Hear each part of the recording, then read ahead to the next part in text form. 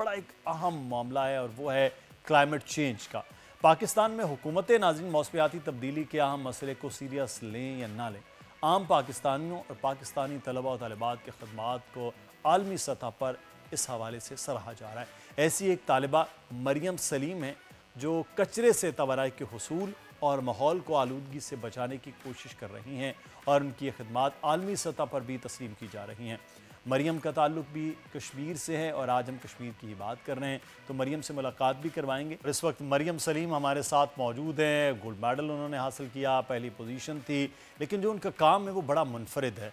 उनसे बात करेंगे। मरियम, बहुत शुक्रिया, आपने प्रोग्राम के लिए वक्त दिया। सबसे पहले तो मरियम ये बताइए, ये जो आपने प्रोजेक्ट बनाया ये क्या है, किस तरह से ये बनाया है और क्या ये चीज़ है?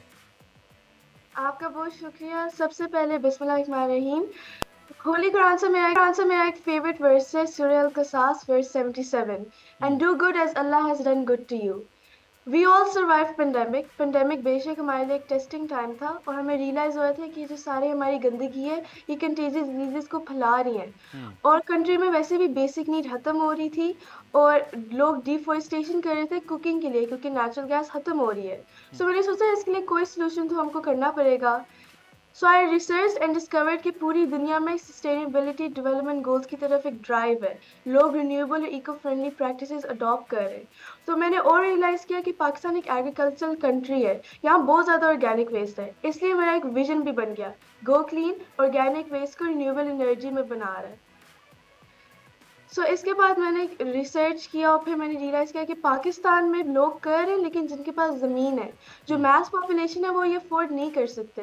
तो मैंने नेटवर्किंग की और मैंने बायो इंजीनियर्स ढूंढे और फिर इसके बाद हमने grass root level awareness campaigns किए, पब्लिक प्राइवेट सेक्टर्स में, स्कूल्स में, बैंक्स में, government offices, chamber of commerce में, एंड अल्हम्दुलिल्लाह go clean my community my choice below poverty line houses को फ्री ऑफ कॉस्ट बायोडिजेस्टर दे रहे हैं, जिससे वो अपना ऑर्गेनिक वेस्ट से बायोगैस बना रहे हैं, विच इज़ रिन्यूएबल।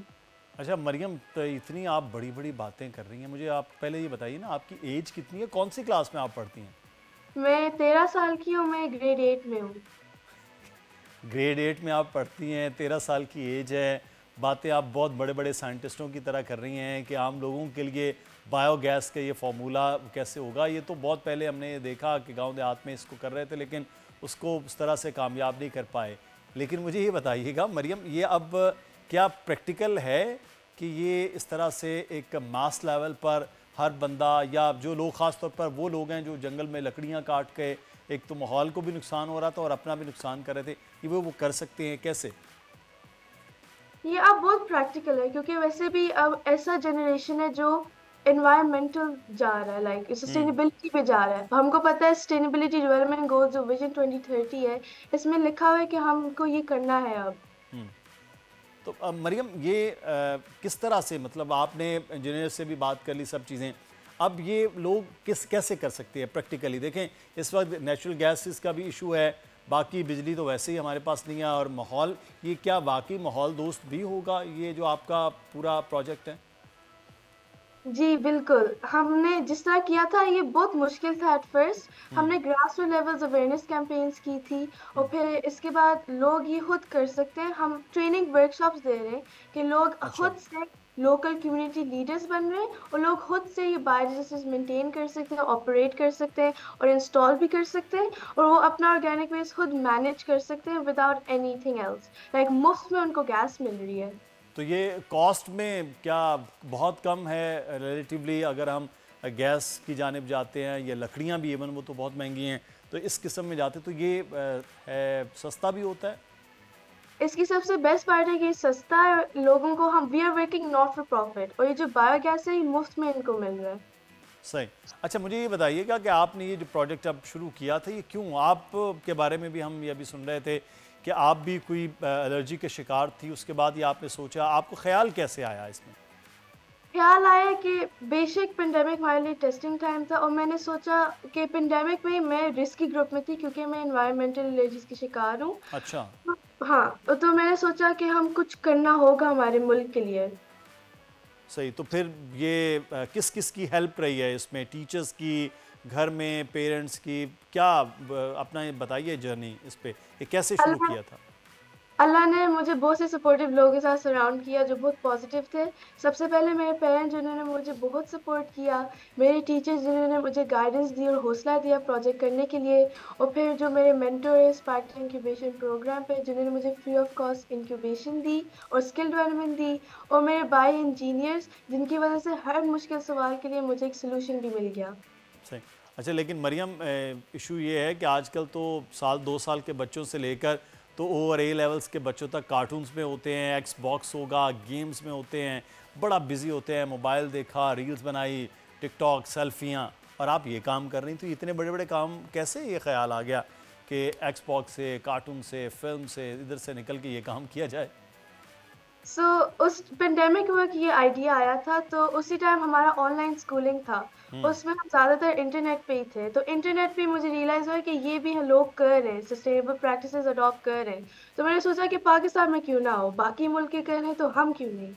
सही। तो मरियम, अभी क्या प्लान क्या है? इसी आप बायो जो उसमें आ रही हैं, साइंस में, या कुछ और प्लान है आगे पढ़ने का?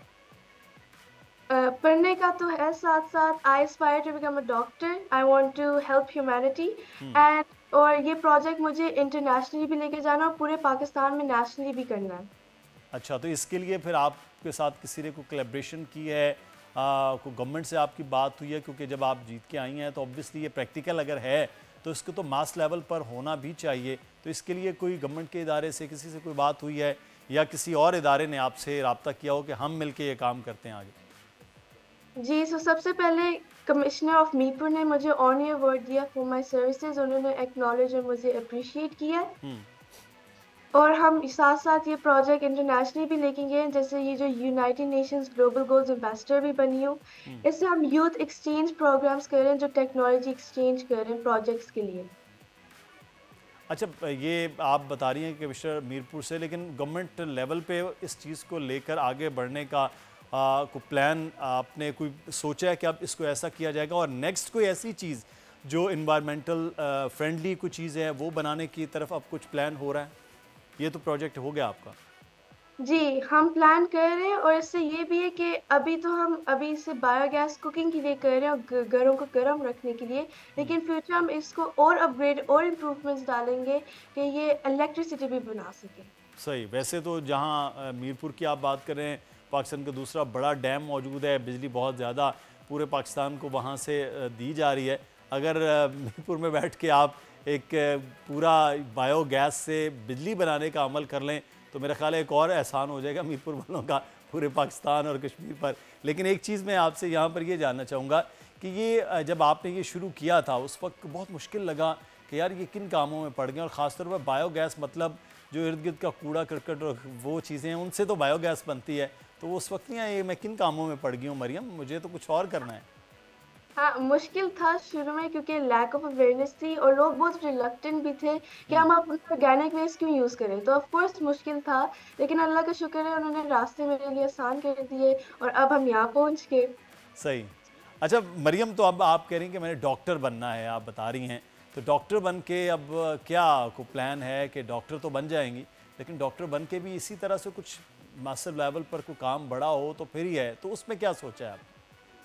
जी, मेरा दिल तो है डॉक्टर बनूँ, लेकिन मेरा दिल भी है कि ये प्रोजेक्ट मैं चलाती रहूँ गो क्लीन को, क्योंकि मेरा एक ये ड्रीम है to make my community a better place.